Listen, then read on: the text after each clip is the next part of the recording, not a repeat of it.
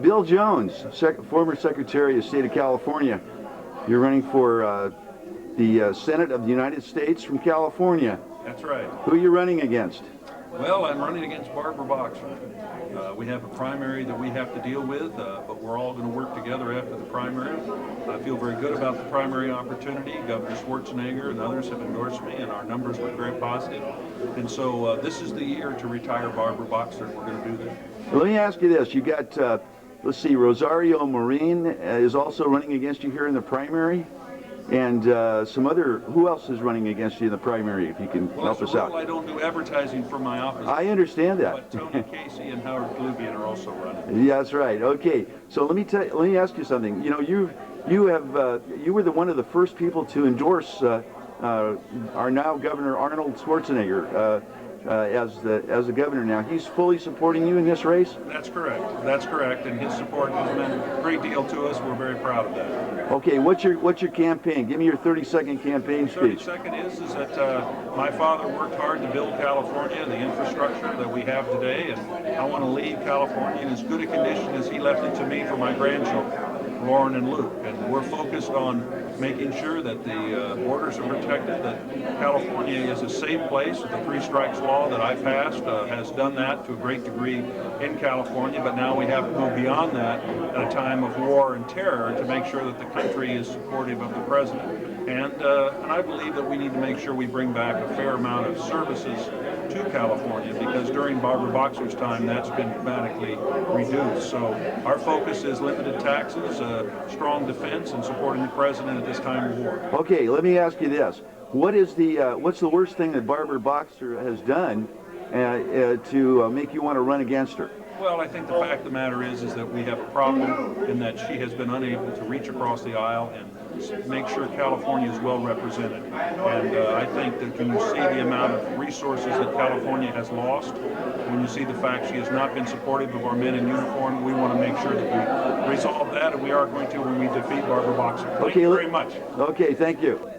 3, 2, 1. Rosario Marin, you were the last time we saw you, we were at Huntington Park, your hometown, and we were covering the president's program of No Child Left Behind, which is still moving forward, I guess. Yes, and he's actually allocated some money to ensure that no child is left behind. All right, let's fast forward to today. You're running for the Senate of the United States. How'd this all happen? Oh my God. Well, you know, quite frankly, when I was the Treasurer of the United States, I realized that California was not being represented.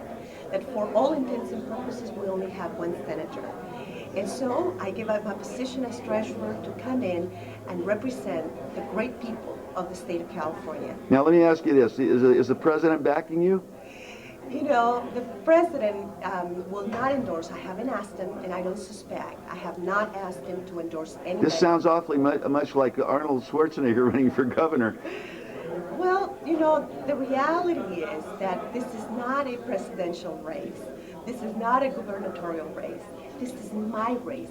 This is my battle, and I'm going to go out there and win it on my own. Let me ask you this. I don't think you'd be probably too upset, though, if you won.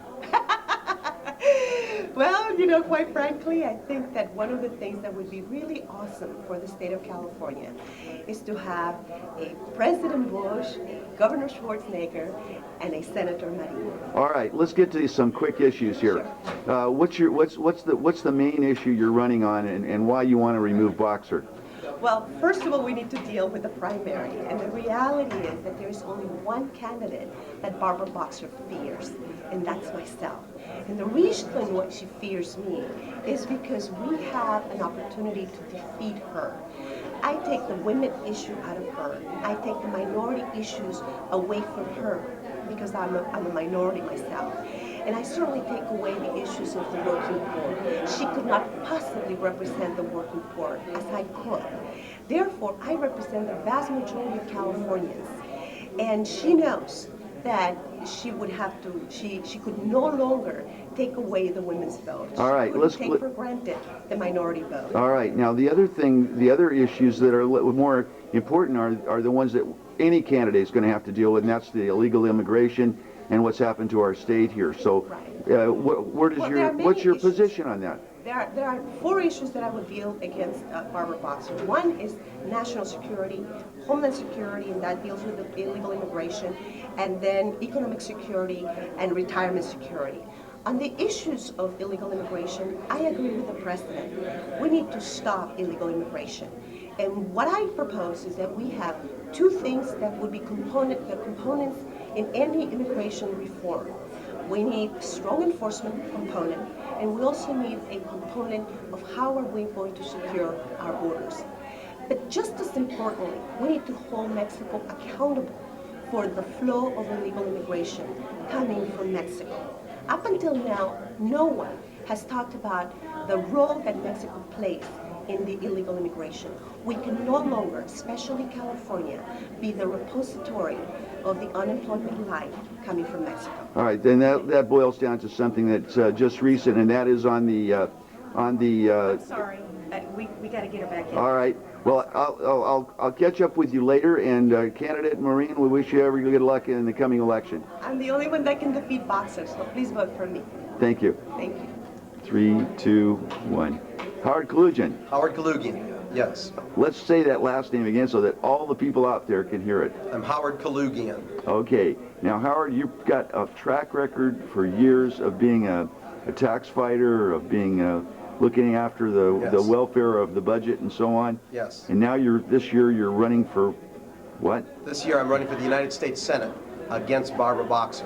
Vote for me on March 2nd for the Republican nomination. Okay, now Again Howard, in November. Howard, wait a second. This is exactly what I'm going to get into here. One of the things is you're running against a couple of heavy hitter Republicans. You've got Rosario Marin, who's tentatively, I mean, she won't claim it, but you know, she worked for the president here. Well, you know what? That doesn't mean the president makes any endorsements. I understand. You don't have to Everybody- argue. Don't worry. I'll be there in a minute. Second one is Bill Jones. Bill Jones is kind of backed by Arnold Schwarzenegger. In fact, he's outwardly backed by Arnold Schwarzenegger. So I guess what I'm asking and what everyone would like to know is why do you think you'd have to run? Oh, this is simple.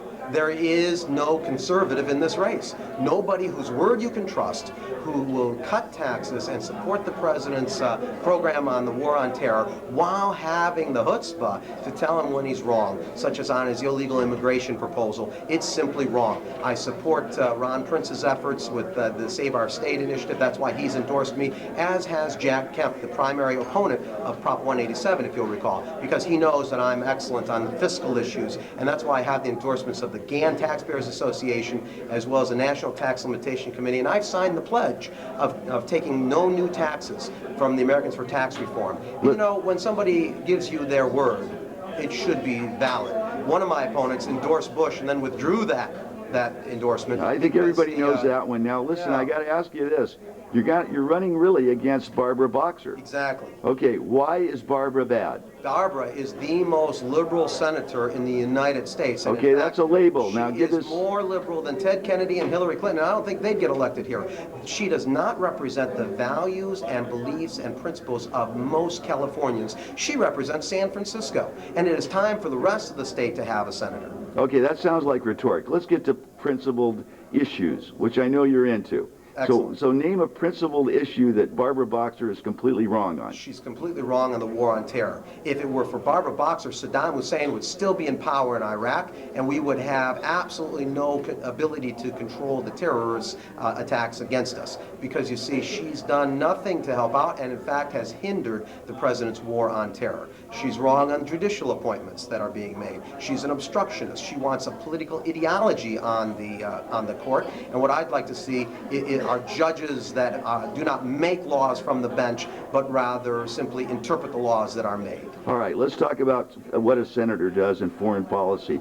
You keyed on it, but we're talking about a war on terror right now that we're involved with, and also a very important thing called the Patriot Act. Yes. What are your positions on both of those? The Patriot Act may have some excesses that we have to look into. I don't know that it's been applied in any way that is excessive, but I think that the danger and the threat is there, and we have to remove that threat because, you see, I think that it's wrong for the government to have powers over its citizens when they have no reason to have any kind of suspicion. But I do want to empower the government to protect us from acts of terror. And so it's a fine line, and we have to look to how we can refine the Patriot Act. All right, let's go to a very important one. The liberal Democrats want the United Nations to be involved in the coalescing of the government in Iraq. Yes. What's your position on Well, that? first of all, in terms of foreign aid that we give, we should look to how other countries vote at the United Nations and other international forums so that we can see whether or not those countries support our national interests. And if they don't support us, there's no reason we should be supporting them with our tax dollars. And regarding putting the UN into Iraq, well, I don't want to see our soldiers ever wearing a blue beret or ever under the auspices of the UN. And as the President said, we don't have to ask permission to have to protect our country from anybody, and that includes the UN. One last question. We have a variety of veterans, from old wars. We've got a lot of veterans now of new war. What are you going to do to help the veterans of all these wars, or you're not, whatever it is? Well, first of all, we're going to start with the ones who are currently in our service. I think that it's wrong that we have soldiers and sailors who today have to take food stamps in order to get by for them and their families. We need to increase their pay and thank them and reward them properly for having served our country so faithfully. And for our veterans, we should fulfill every promise to them that we have made, and we should improve the health care that they are receiving, because after all, the reason they need the health care that they're receiving is because of the service to our country. It is a shambles when you go into a veterans hospital, and that should not be the case. What I'd like to do is give them the ability to go to private hospitals rather than having to replicate the private care system that frankly is the best in the world in a private hospital. The government doesn't have to run its own hospitals. We should, however, pay for the services that they will have in private hospitals, so much like a voucher program for our veterans. Okay, the last one. I'm going to take one more issue. You got me excited about this. Okay. Health care. Healthcare. Universal health care, no universal health care. Oh, please.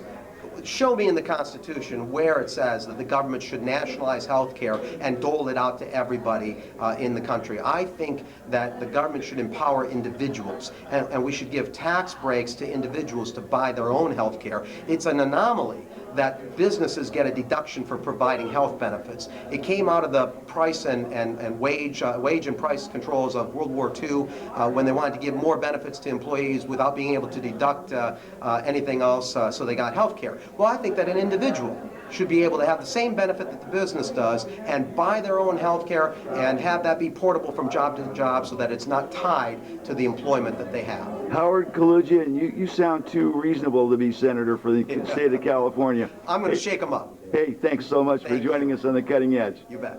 It's good to be here.